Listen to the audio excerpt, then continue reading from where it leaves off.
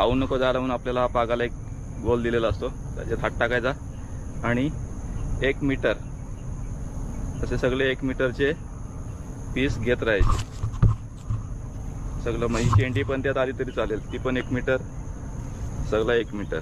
आणि खाली हा पाग राहतो 1 मीटरचा. तर हा पूर्ण असं पकडायचा आणि त्यातील आपण असं समोर उभं राहिलो की समोर जो येईल पार्ट तो असा खेचायचा.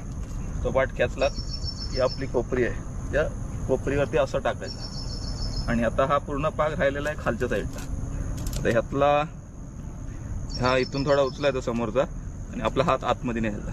आतमध्ये न्याला की जेवढा पार्ट शिल्लक आहे त्यातला अर्धा पार्ट आपल्या हाताने पकडायचा. हा पकडला की राहिलेला पार्ट हा एक बोट आहे आणि जस्ट असा अँगल करायचा आणि अंगठ्याने